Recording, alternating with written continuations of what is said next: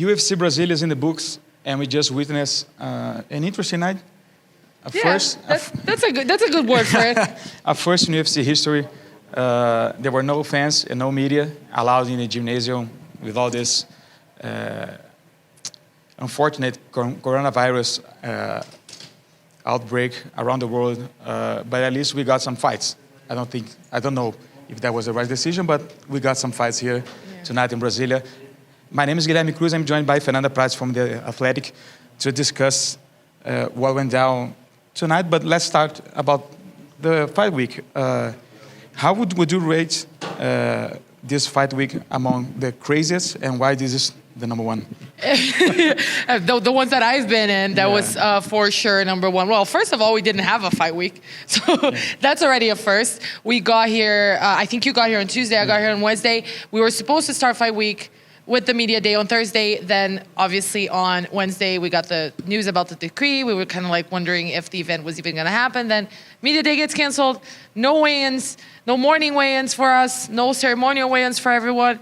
It was just the craziest thing, like just even knowing what to do with ourselves, right?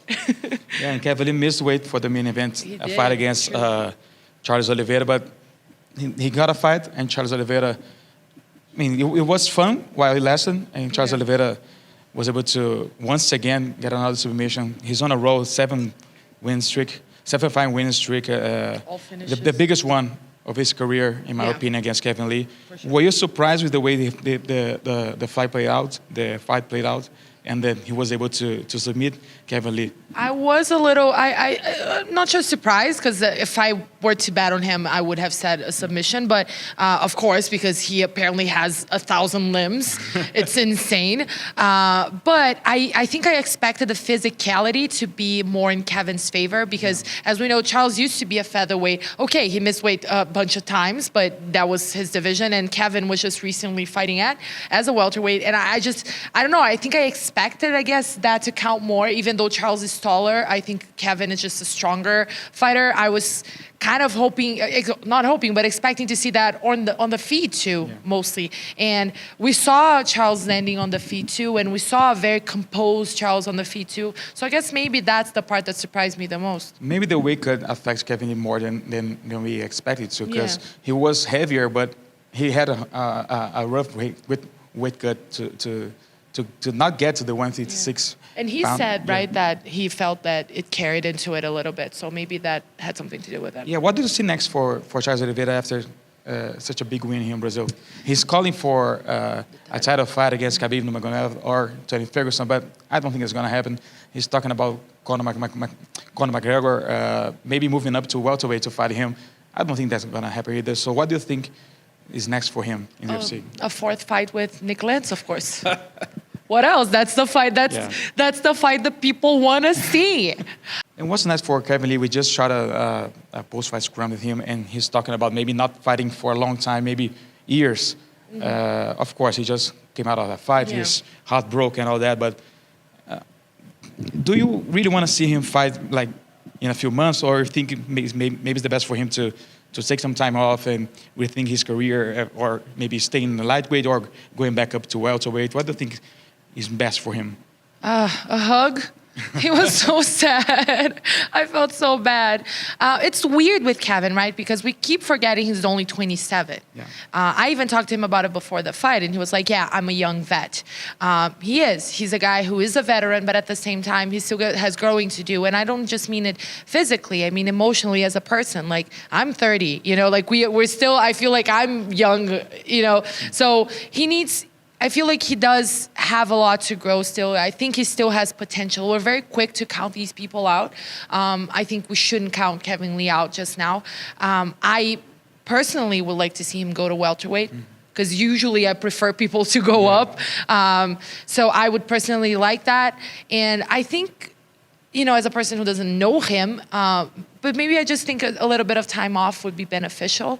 It usually is, just to get your priorities straight, get your mind ready, and just really come back when you want to come back, not when you feel like you have to come back. Yeah, speaking of people that went up to welterweight, Gilbert Burns continues to impress. He just finished Demian Maia, the second person ever to knock out Demian Maia in MMA.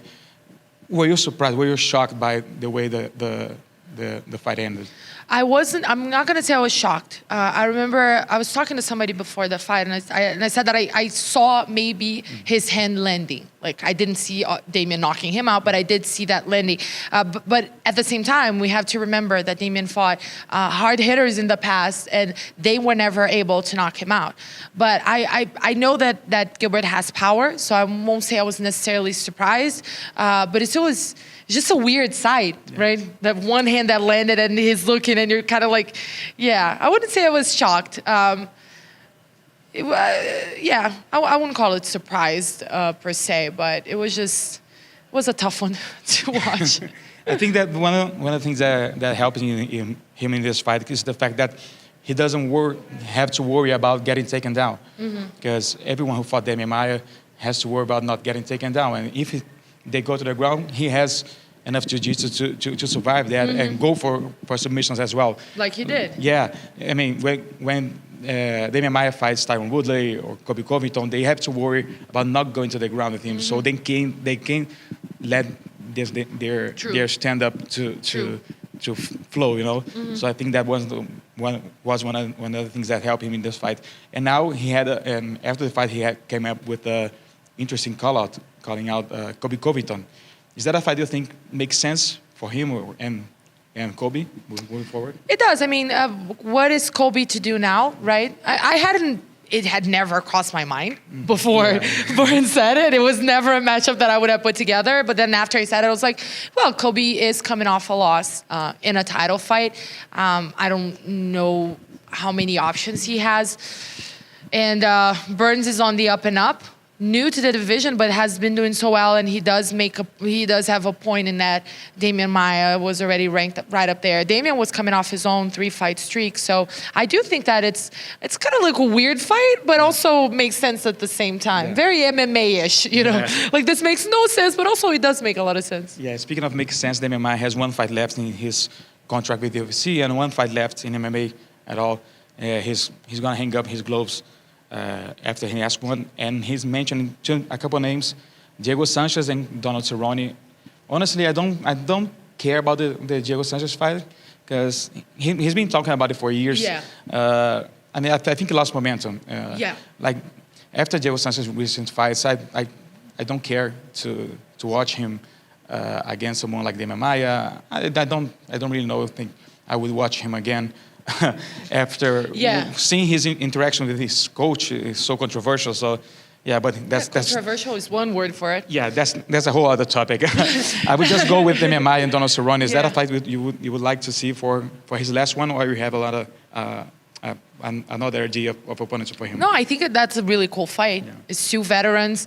He's just like one fight short of Cerrone's own record of what was it, most fights? Yeah, most wins. Most wins, yeah. So I just think that it has that intrigue, very clear stylistic clash. I think it's a bad fight for Donald Cerrone. Like, it just, I don't really see it as a favorable matchup to him, but I do think that, you know, it's got some old school intrigue. You know, you have the Muay Thai guy and the ground guy. I like it. I think it's intriguing. I think it's gonna be a good fight for the fans. I think it gives Damian Maia a chance of retiring on a good note, but also there's no shame in losing to Donald Cerrone if that happens. I'm with you with Sanchez. After he called him out, I think it was after the Singapore win over Ben Askren, I was actually on board with the fight. I thought it was an interesting idea against, again, two veterans. But after Diego's most recent fight and the things that have been going on, I don't know. I just feel like all of us aren't all that comfortable with watching him fight at all. But I just don't, like you said, I just think it's not the time now for that one anymore. Yeah, I agree with you. So before we wrap this up, I'd like to know which fights of the rest of the card that stood out the most for you. Oh, man, you have to give me some time to think. I barely remember the fights after they're done. There was a lot of decisions. Yeah, exactly. Like, all of them went all the rounds. But Renato Moicano's win really stood out for me. Super quick, and the way that he went about it afterwards. I think that's what stands out. He was angry because he finished the fight. It was the fastest fight of the night, and he wasn't happy about it. Yeah, he was like, he wanted to fight more. And the way he explained it to us also was hilarious. He wanted to fight more, and he was angry that he finished the guy. He was angry at the guy for getting getting finished. And yeah, I think that's gonna stick out for me because I think that's a first. Yeah. I don't remember ever seeing that. Yeah, it was definitely unique and weird. I was impressed by Amanda Ribas because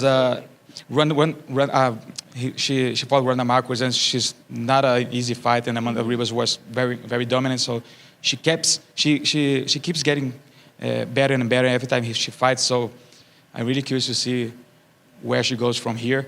And that's it. It was maybe the last UFC event in a while, because we don't know if next week we're gonna have UFC London. We're gonna miss it.